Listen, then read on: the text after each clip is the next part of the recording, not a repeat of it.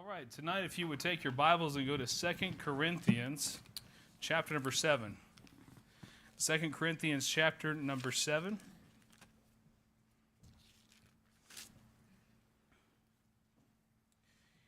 And tonight we are going to take departing. I know we just started that series of Created for His Glory, but we're just taking kind of a departure for at least this week just to focus on something tonight. Just I think that would be an encouragement to us.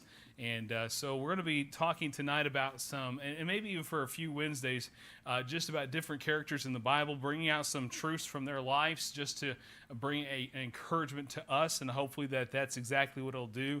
And then we'll eventually get back to that study. Just Wednesday nights, I know, for parts of the summer get kind of hectic and things like that, so people are always out and about, so we just might be doing this for a little bit. So just wanted to kind of give you an update on that. So tonight, though, 2 Corinthians chapter 7 is where we'll be at. Now, I made mention tonight already of Ron and Rita. Now, we like to sometimes take like a 2-day trip just to kind of get our camper out every once in a while and just kind of use it. So we don't get a chance to do it a lot, but this week we went over to Fort Cobb. Teaching your boys how to fish is a trying experience. Let me just throw that out there too. Brother Joe, did you ever have that experience trying to teach a kid to fish?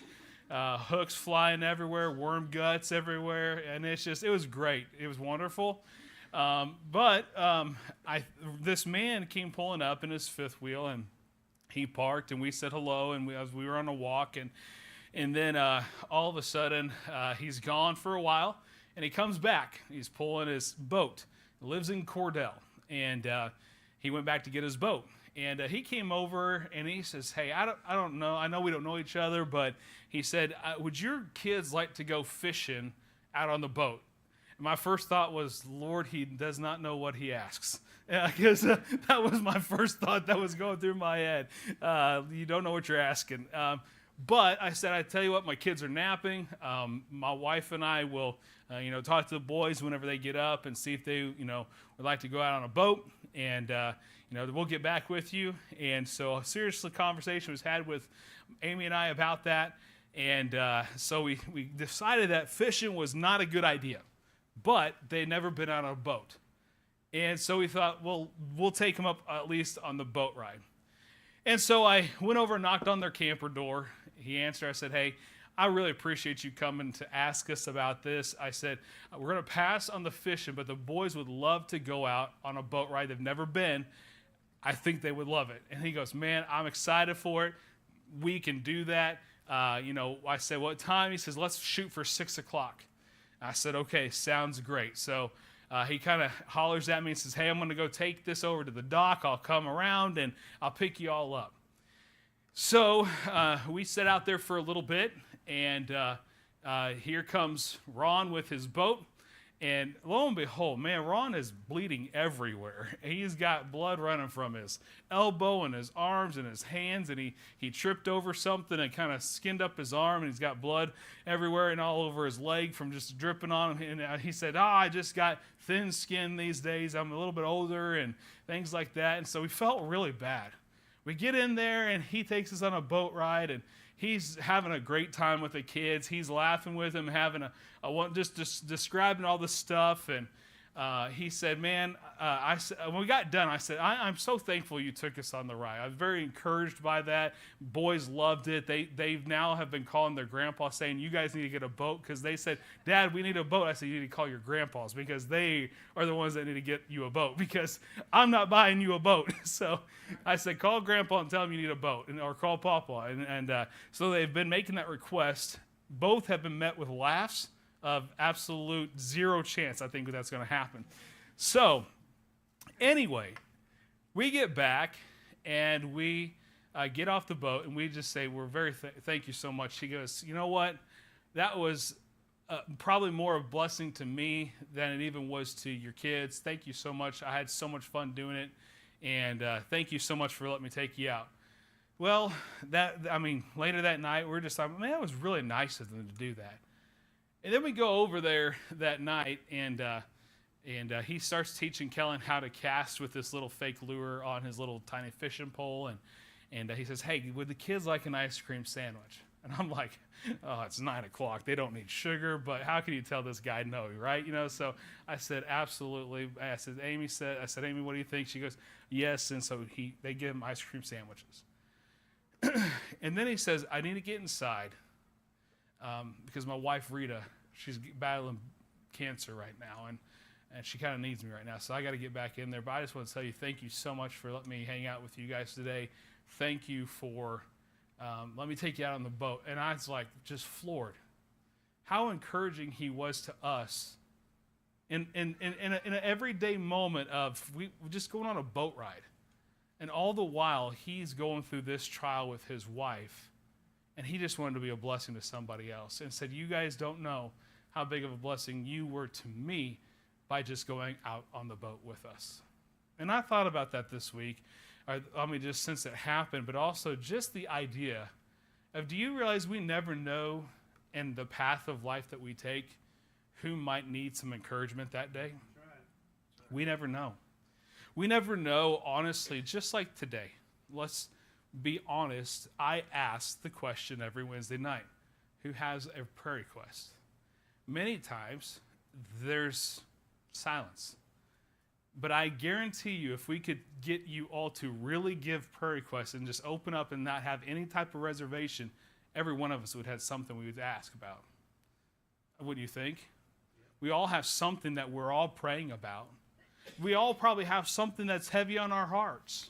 We all have something at times that we don't understand, that the person sitting next to us in church, that day might have been a really big struggle for them, and we didn't even know it. And I think that's where we as Christians are supposed to understand that we are supposed to be people that encourage one another, to lift each other up. Even if you don't know specifically if a person is struggling with anything, to encourage somebody is what Christians are supposed to do. We're supposed to encourage each other. We're supposed to lift each other up. We're supposed to comfort one another. And I guess that just something in my mind has just kind of been thinking about that since that time where I just really sometimes forget that in the busyness of my day and probably the busyness of your day, we sometimes have very little time to think about other people. We have just enough time probably to think about us, our family, and our jobs. And that's about it. And when it comes to other people, we don't sometimes think about what they're going through and what they need and what stress they might have. And if you were to think about somebody who you would think that would never struggle with anything like discouragement or maybe even just the need of being encouraged, you might think that Paul would be somebody who's like, he's never probably had a bad day. You read the books that Paul penned in the New Testament, you read the book of Acts, and you would say, yeah, he had a lot of bad things happen to him, but it seems like he's always saying, hey, learn to be content, fight, rejoice in the Lord. And again, I say rejoice. And probably many of us would look at Paul and go, that guy doesn't need any comfort. That guy has got it all together. How many people do we know on the outside they can put on a good smile? They can put on the show because they don't want people to know they're struggling. I think that's changed in the world of all the Facebook and all of the social media. We have this life that we want people to see on public display, but if they could see the behind the scenes, there's a lot of turmoil that does go on in all of our lives. So with that being said, think about that with Paul. Paul didn't have Facebook. Paul didn't have a public profile that he probably was necessarily worried about.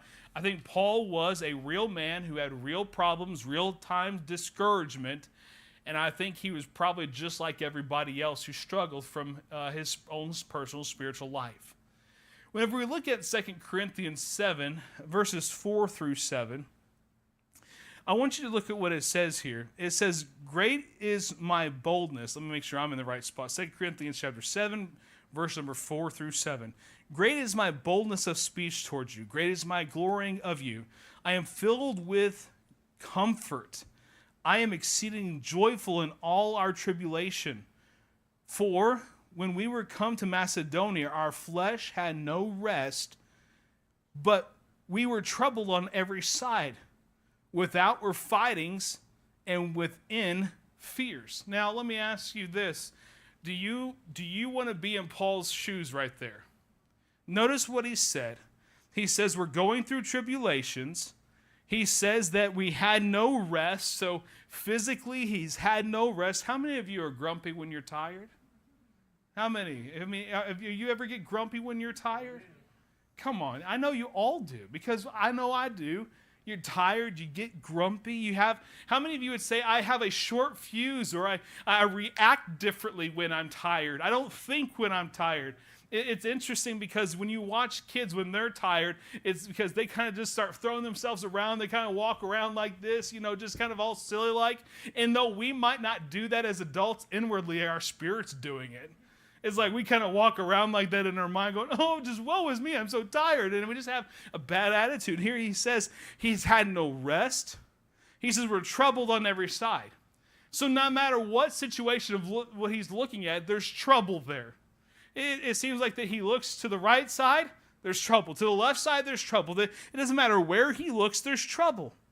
He says without, there was fightings. There's struggles that are going on between him and those that are trying to stop the work of the ministry. There's inward turmoil at times in the life and ministry of Paul whenever he's ministering and someone's following Christ and all of a sudden abandons him. Maybe like what happened with John Mark, who was a follower with Paul and just abandoned him, or somebody like a Demas who began to just walk away from God altogether. Here's what we see is that there's times where there's fightings involved. As a matter of fact, it says that there was a time when Paul and Barnabas withstood each other face to face, which means this: they had an argument about John Mark. We don't think about Paul that way, but there's fightings. And then he says, within there were what? Fears. Friends, if you believe that a Christian shouldn't have fears, understand Paul had fears. There is time that emotion of fear does grip your soul. So I'm just saying, when you look at what Paul is going through right now, he's going through tribulations, because that's what he said. He says he's come to Macedonia and our flesh had no rest. In other words, they are exhausted. There are trouble on every side. There's fightings and there's fears. Now, most of us at that time would be saying, like you watched Rocky when Apollo Creed's getting pounded by the Russian. Do you remember that one? All of you, okay, some of you do. Do you see the guy say, throw in the towel, throw it in? And at that point, we wouldn't be like Apollo going, no, don't do it. We'd be like, yes, throw in the towel, I'm done, I give up, I surrender. Well, here's the thing. He says, I'm going through all of this, nevertheless. Now, what does nevertheless mean? Anyway, instead of, in spite of, with all this going on, God. Now let me say, nevertheless, God is a wonderful statement in the Bible. You could use even this, but God. Nevertheless, God. And whichever way you want to look at it, he says, that comforteth those that are cast down, comforted us by the coming of Titus. Do you see what happens here? Is that God is going to comfort, or we could even say encourage, lift the spirits of Paul whenever he was cast down by sending a person named Titus.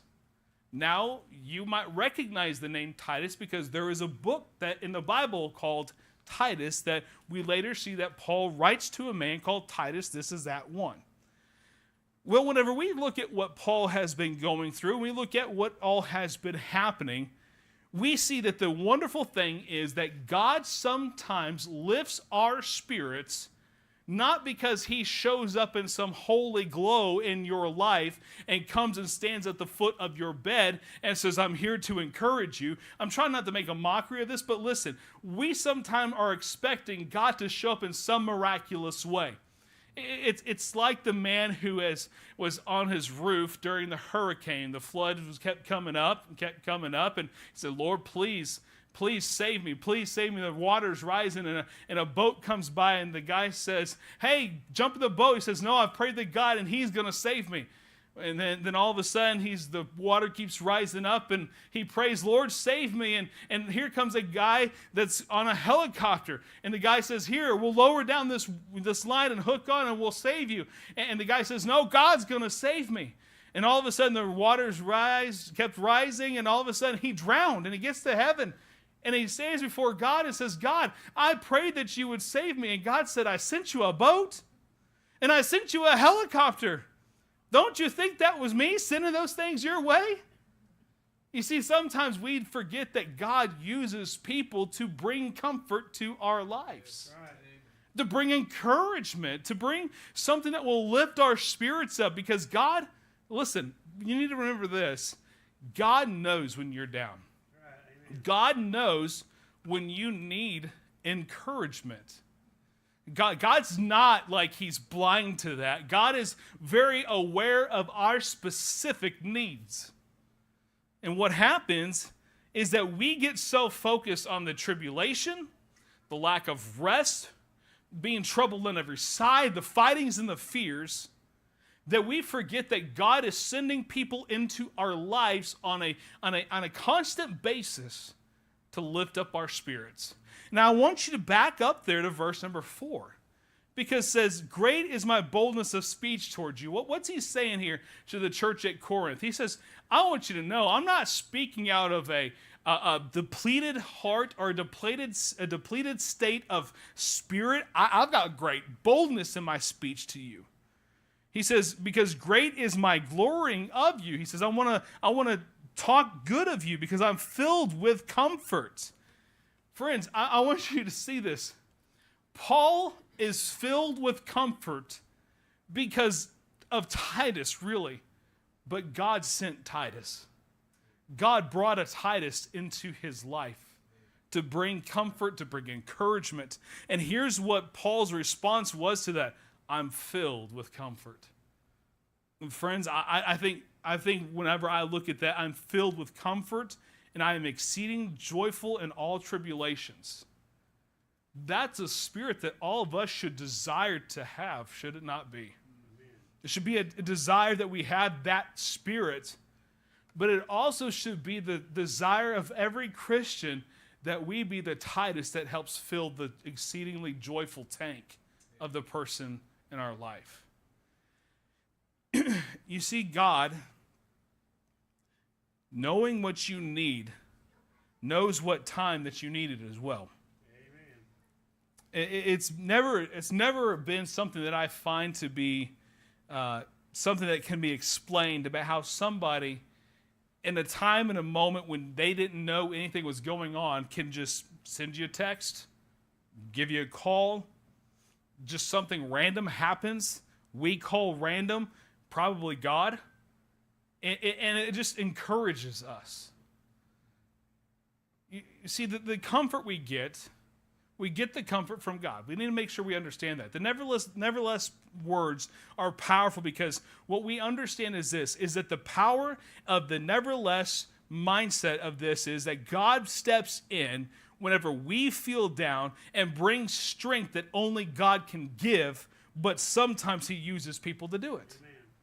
See, God is saying this, is that though you are comfortless and though you are feeling cast down, understand this, my strength can come in and actually sustain you and lift you up and actually give you strength. And that's where later on in this whole book, 2 Corinthians chapter 12, verse 9, we see Paul say these words.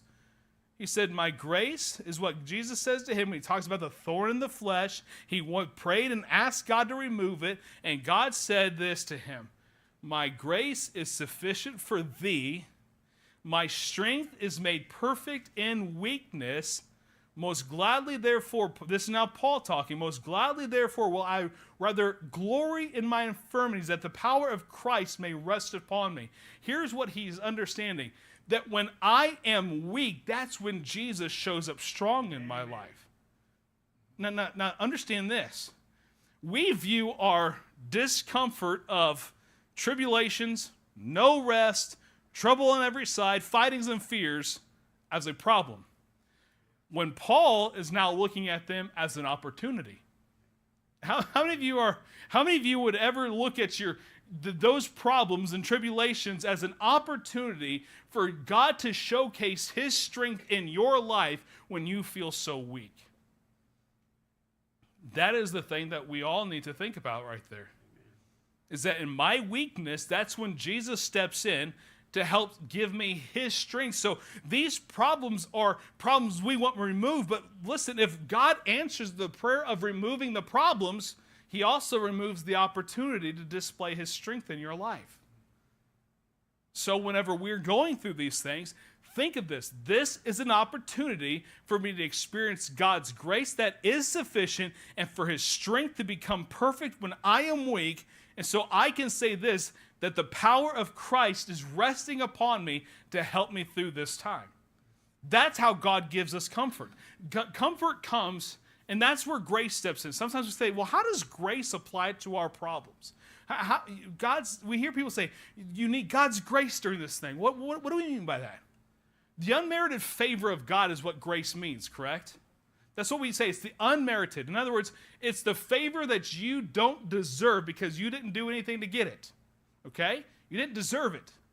But God is willing not only to save us, but also once we're saved, to give us his power and take our weakness. Do you see? That's grace. You didn't deserve that from God. You don't deserve the strength to sustain you. That's grace. That's why he says, my grace is sufficient.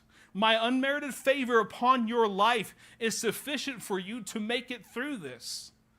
You see, that's where grace steps in when we feel weak to offer the strength of God in spite of our weaknesses. So there's a couple lessons to learn from these problems. Number one is that don't view all your tribulations and trials and no rest and trouble on every side as problems that need to be removed, but opportunities for God to showcase his power in spite of your weakness. Number two is to also remember this, is that God's grace is that unmerited favor in your life that you did nothing to deserve, but he gives you his strength and takes your weakness upon himself. It's another exchange. We've talked about that before, that divine exchange where grace is where he takes our sin and gives us the righteousness of Jesus. And so that's another part of this. He takes our weakness and gives us his strength. So here's where we kind of come involved with this, is that we can get comfort from others that God sends our way. I think that all of us would say that I can think of somebody in my life that has encouraged me and brought me comfort during trials or times that I felt pretty low. I know of a person, I know this person, if I were to call them, that they could just be there, they would talk to me, whatever it might be. I want you to notice though, but when God sends this man Titus, there's a couple things that he says about him. He says, we were comforted, there in verse number 6, comforted us by the coming of Titus. And not by his coming only, but by the consolation wherewith he was comforted in you. When he told us your earnest desire, your mourning, your fervent mind toward me, so that I rejoice the more. Notice this, he says, I was comforted at the very presence of Titus. Now listen, I hope that there's people in your life that their presence brings an encouragement to you. There are some people, they walk in a room, you're like, oh no, not that person. That person's going to do nothing but be a discouragement to me. They're going to bring me down. They're going to talk about themselves all the time. They're just never going to even ask, how are you doing? This whole conversation's going to be about them. Their very presence could be very much more of like the thorn in the flesh that you're praying, God, please remove. I was just thinking about an individual today that I remember as growing up, because I was thinking about how we're teaching our boys how to, hey, be kind to everybody and how be nice and, hey, play with this kid and, always just making sure they're very inclusive and everybody. And I remember my dad trying to teach me that with a kid. I'm not going to use his name because I don't think he would ever watch this, but I'll just call him Big D because that's what we called him as a guy, and he was a guy that was in my life, and he was just so annoying. he always talked about video games. He was kind of a nerd. And my dad would say, hey, you need to have this kid over, and you need to, have a time where you get to know him. And he would only come in for certain seasons to come visit grandparents. And like that entire week, guess whose house he wanted to come to? Mine. And guess who I didn't want to come to my house? That kid. And I would just be like, Lord, I just don't want him to come, and I don't want him to come. And I just remember how miserable at times I would be whenever he was around, and how much it was just such an annoyance. And then we got older. It didn't get any better. Honestly, it got worse. And it's just like because then, things like BO started happening. You've had that friend. You had to introduce him to this as a stick of deodorant, and this is something you should use now. But can I say this? One of the last times I saw him, and I hate this about myself. One of the last times I saw him, he's like, man, I got so many memories of us as a kid coming over to your house and how much fun. I'd go home and I would tell my parents how much fun I had at your house and how much I wish we could go back to Macon and I could go and hang out with you, and I felt about this big. The kid said I was an encouragement to him.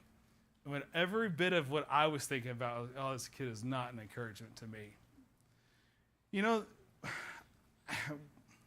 What if I would have had a different spirit towards that kid? What if I'd have had a different spirit towards him in my life? I mean, I'm glad that he thought that, but it just wasn't the truth on my side. I wish that sometimes that I would look at people that even bring frustrations into my life about how can I truly be an encouragement. And I guess that's why I am trying to teach our kids that you just never know who might be that person that needs that encouragement, that time. And it doesn't take much sometimes. Isn't that true? It doesn't really take that much. It just takes thinking about people. And I know we struggle with it. But he says his very presence just brought an encouragement to his soul. It says not by his coming only. What he's saying there, by showing up in person, there was something about that. Sitting there talking to him, sitting there and just lifting up his spirits through his own presence. There's probably something about Titus that we could probably get throughout between the lines, I guess you could say.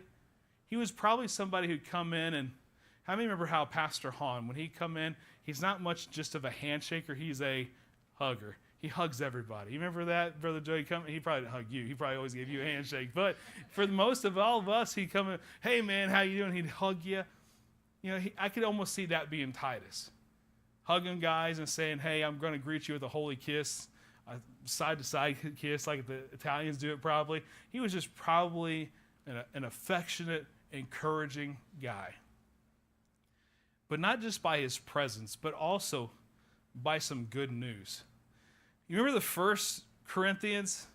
1 Corinthians was a letter that Paul wrote to them saying, you guys are messed up and you need Jesus. That's literally, if we could sum it up very basic, is there was a lot of problems in the church at Corinth, and he says, you guys got a lot of problems and you need to fix them. Well, 2 Corinthians is, now remember, he sends out, it's not like an email and he's going to get one back in just a little bit. He has to wait months to hear after the letter goes to them, and they read it and they circulate it, and then they form up their congregation and talk to Titus. It's months that go by. And during this time, he sent out this letter, and who knows what they're thinking about this letter, and who knows what's going to be actually going on in the church. And he's waiting all this time, and then he's going through all these problems, and it's probably weighing on his heart. I hope the church in Corinth's doing well. And he comes back with a report that says this. He says, I was comforted because you guys had desire to change and to do what's right. Do you know what's encouraging? Is some good news sometimes in your life. You know what you need to do to be encouraged? Shut off the news. Shut it off. I tell you what, sometimes we don't see much good news on the news, and then what happens is whenever you're around people, all you talk about is bad news. Listen, I know there's elections coming. I know there's economies that are crashing, and I know there's our wars are going on, but sometimes that's not the only thing we need to talk about. We have other things in life that we can encourage each other with besides the latest things that are going on in this day and age. There are other things that can lift us up. Some good news about, hey, somebody wants to know more about Christ. Somebody wants to have a Bible study. Somebody is having Bible. I mean, there's something that we can probably talk about that is a lot better than current events. I want us to think about that, though. When we're around people, what's our speech like? What is our speech like? Is our speech more of a, let's talk about the bad things in this world, or is it, can we lift somebody up today by just talking about something good? I think it becomes hard for us to talk about something good because nothing good's put in front of us anymore. It seems like it's always a frustration. It's always problems. But I think, if we think hard enough, you could talk about how, oh man, I tell you what, yeah, putting on hooks and worms and all that stuff was kind of trying of the patience. But I tell you what, there's nothing better than casting a line and watching your kid just reeling it in. Seeing a worm, it was fun to talk about something encouraging like that. You know what happens if you were to probably sit down and talk to some of you who like to fish? You probably got stories of your own about things like that. And you could say another story, and you could lift each other up just talking about fishing. Yeah, I mean, have you ever thought about that? No bad things, nothing bad, just something good. Yeah, just listen, you don't even have to, please don't take this the wrong way, but you don't even have to talk about God to lift something's spirits up about just something good. Did you know that there is a coconut Dr. Pepper out there today? And if you've never tried it, you should. It will change your life. I know you probably, Amy's rolling her eyes back there because I found it the other day and I loved it. It's wonderful. But it's even the zero, what is it? It's like the Dr. Pepper Zero, so it's even healthy for you. I know, I'm just kidding. No, listen. But do you know that you could sit down and just talk about something like that and just be silly? And you can encourage somebody just because you can put a smile on someone else's face. Do you know you can be an encouragement by sharing a verse of Scripture today? Sending it out in a text message, just, hey, I want to encourage you with this verse I read today. Hopefully it's nothing, dark, deep, and depressing from the Bible, but just something like the Bible says, rejoice in the Lord evermore. Again, I say rejoice. Just something. Encourage somebody. God might be putting you in someone's life today to encourage them. Who knows who it will be? You don't know. But your very presence and your good demeanor and good news, and maybe even the greatest news, the news about Jesus Christ dying on the cross for their sins, could change their life drastically, and you can encourage them by just stop thinking about the bad of the world, thinking about God and thinking about the good and thinking about what He's done for you, and thinking about how God's brought comfort into your life and just have a better attitude. That could change your day and someone else's day. Amen. There are very many days. Let me rephrase that. There are many days that I need a Titus in my life. And I'm sure there's many days you need a Titus in your life. There's days where you're probably down. There's days where, well, let's be honest, you're tired. I can't imagine being Sarah driving all the Indiana and back and how exhausting that could be. I can't imagine right now being Colton and Maddie with a newborn at home. Exhaustion that could wear on you. I can't imagine being Ben and Serena with 4 kids. Exhausting. Ben's laughing now. No, listen. I can't imagine what some of those things are like. Do you know that I can't imagine sometimes what it's like to be, I get to experience for just a little bit throughout the week, but I can't imagine what it's like to be Amy at home with the boys all day and trying to keep them alive with the craziness that they bring into our household. I can't imagine all that. Do you realize that I know that all that brings distress and a lack of rest in your life? I think that we could see that. I know that some of you probably have things, as I've said, that you're not voicing in a prayer request, but you might look at the left side and the right side, and all you see is tribulations. I mean, you see it in your finances, you see it in your health, you see it in your marriage, you see it in your kids, you see it. It seems like no matter where you're looking, that's what you're seeing. And maybe it is that you're frustrated because where you're at in life is not where you wanted to be at in life. Maybe it's caused you to be bitter or disgruntled. Maybe it's caused us to just be flat out frustrated about life. Listen, where you're at, many have been there. And where you're at might not be something that you're going to be able to come out of on your own without God's help and without God sending you a Titus. And this is the part of the message where I want to encourage you who maybe need a Titus in your life and that in comfort from God. By sending a Titus, be willing, listen, this is very, very important, be willing to receive it. Hey, can I tell you, there are times where I think that I need to think about how can I'm the pastor. I got to think about how can I be an encouragement? How can I be encouragement? Do you know there are times whenever your encouragement gets low yourself, and you need someone else to speak into your life to encourage you. And sometimes you're thinking, "Oh, I don't need it. I'm good." That's probably whenever you're close to running on fumes. When you say, "I'm good. I don't need it." No. Listen, you probably do need it. And when somebody comes by and they offer you some type of word of encouragement, they send you a note, they send you a text, don't disregard that as, "Oh, they thought about me today. I mean, that's good." But no, think about it. That could be God right now using that person to encourage me today. I don't know. Maybe it's just they thought about you that day. Hey, let's go out to eat. Let's go ahead and take time to talk about your family. How are you doing?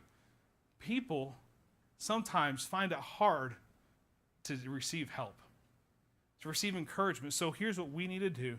We need to make sure that when God sends somebody our way, not only are we willing to admit that, yeah, I might need some encouragement, but I'm willing to let somebody step in and comfort me whenever I'm distressed.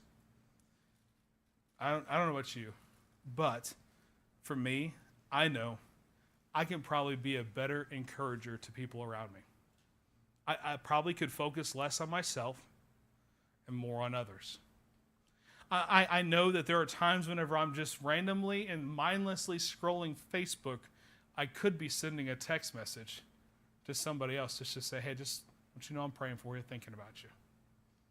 I know that there's probably times where I'm glued into the latest series on Hulu, Netflix, Prime, whatever station we view things on, and we could have been encouraging the very person in the room that's sitting with us. You know, I always hear about how people are like, "Oh, people when they go out to eat, all they do is sit on their phones, and then we sit on their phones, and they don't talk to each other, I see it too, and the thing is, I'm guilty of it. The thing is, maybe the person that needs encouraging is sitting right in the room with you, and yet we get distracted.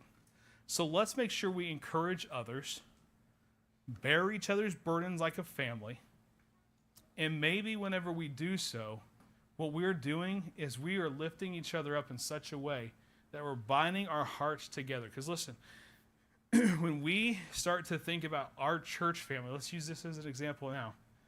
I don't think you cannot look at our church family and not see that there's people who have burdens they're bearing. Okay? We could think about the things that Larry and Sherry go through. The things about what some of our church family, like even Pam and Jerry, go through with the pain, the things that doctor's appointments that Pam's had and things like that, and surgeries, and then Colton and Maddie they've gone through a time of going through a NICU, and Joe, whenever he's had the cancer or heart attack. I mean, listen, our church is not exempt from people needing encouragement. Just because we come on Sunday in our Sunday best with a smile on our face doesn't mean we got it all put together. That's why it's important to, you might see somebody sitting by themselves. Go, I know we're going to ask a lot here. Go out of your comfort zone to go encourage that person. Because maybe that person is thinking, nobody knows I'm even here. And you come up and you shake their hand and you say, "Hey, I'm so glad you're here today." You might not even know their name, but you don't know that maybe that right there lifted their spirits is someone noticed me enough to come talk to me and say hi. That could change somebody's life. You just don't even know. So when we come in the church, we know certain people. We're going to go around and hug them. We're going to talk to them. We're going to say, how the kids. We might even, talk to them about their work and things like that. But this coming Sunday, find that person you don't know and go say hi to them. Or maybe the person you don't get around to enough, because maybe that right there would be something that would encourage their life. So you just never know. Something else that could be an encouragement is just being there for them by just being at church. Being faithful to church, being faithful to pray for them, can be simple things that we can do. Listen, I know tonight's message was something kind of more of a practical thing, but one thing that I know is that all of us need encouragement and need to be encouragers. So let's make sure that we try to practice that this week as we go forward throughout the rest of this week, because you're going to come probably in contact with somebody tomorrow that needs this, or you might need it tomorrow. And listen, God can be willing to answer that prayer. And just one last thing. Remember, when God does send that somebody your way, remember, it was the God that brought them to you. If you look at God, it says, nevertheless, God, verse number 6, comforteth those that are cast down. And he comforted us by sending Titus. That's how he comforted them. God did it. He just happened to use Titus. God could comfort somebody else in this room tonight by using you. You just never know. And God might bring you comfort by bringing a Titus into your life. Just don't forget that Tituses make a difference, okay? Let's go ahead and close with a word of prayer tonight. Thank you so much for being here and your faithfulness. Hey, there is no baseball-sized hail out there yet. The Pizza Hut delivery guy just went by, so pizzas are still being delivered. Everything is good, okay? Let's go ahead and close with a word of prayer tonight. Thank you so much for being here, all right? God, we do want to thank you for being the God of our all comfort. And Lord, thank you for sending people into our lives. Maybe it's a spouse, maybe it's a kid, maybe it's a parent, maybe it's a coworker, sister, brother, who knows who it is. But God, you're sending people all the time into our lives to be an encouragement, to uplift our spirits. So Lord, help us to receive it. Help us to be an encourager. Help us to just be someone who makes a difference in someone else's life this week. In Jesus' name, amen. You are